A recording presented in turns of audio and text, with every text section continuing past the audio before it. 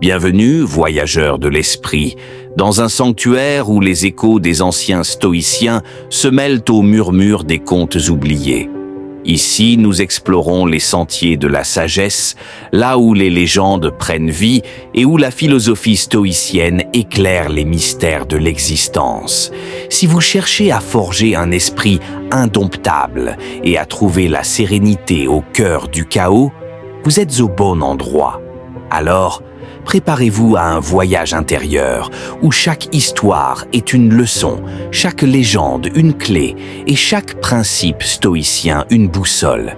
Et si vous êtes prêts à embrasser la sagesse et à vous joindre à notre quête, n'oubliez pas de vous abonner pour ne manquer aucun de nos récits. L'homme inébranlable.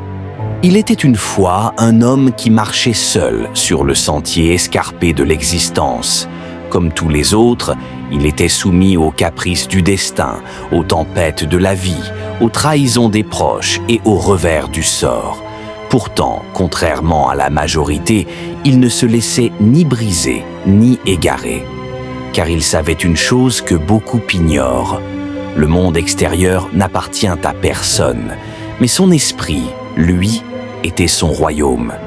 Dès son plus jeune âge, il comprit que l'homme qui cherche son salut dans les événements extérieurs est semblable à un navire qui espère que le vent soufflera toujours dans la bonne direction.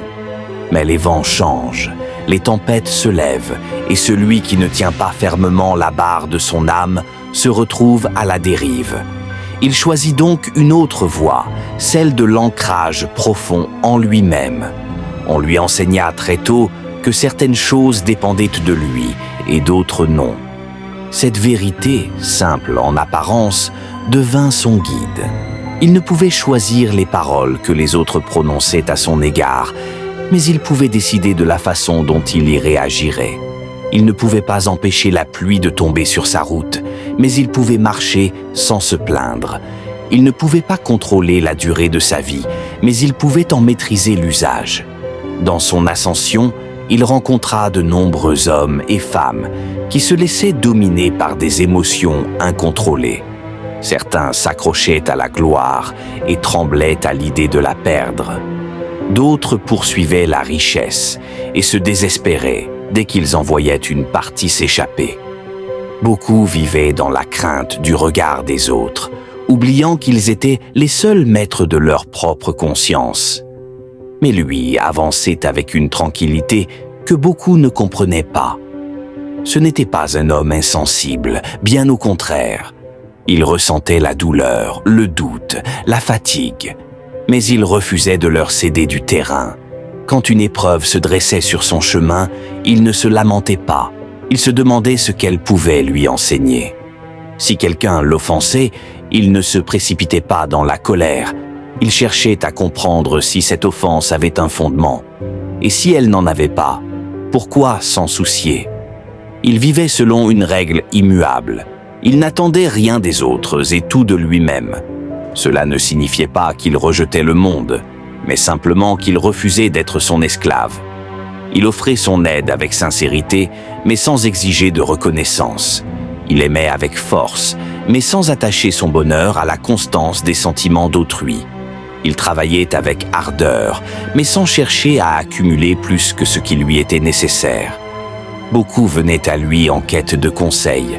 Ils lui demandaient comment il pouvait être si paisible alors que le monde était chaotique. Il répondait toujours de la même manière.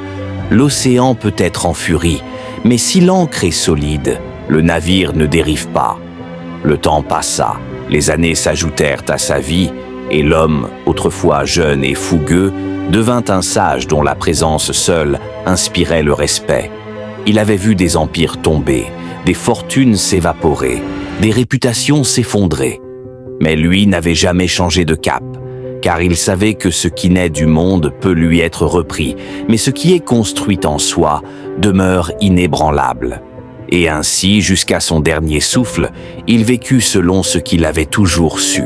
La force véritable ne réside pas dans ce que l'on possède, ni dans ce que l'on contrôle, mais dans la manière dont on choisit de répondre à l'existence. Son histoire ne se termina pas avec lui, car d'autres prirent le relais. D'autres, inspirés par son exemple, décidèrent à leur tour de ne plus être les jouets du hasard, mais les architectes de leur propre destinée.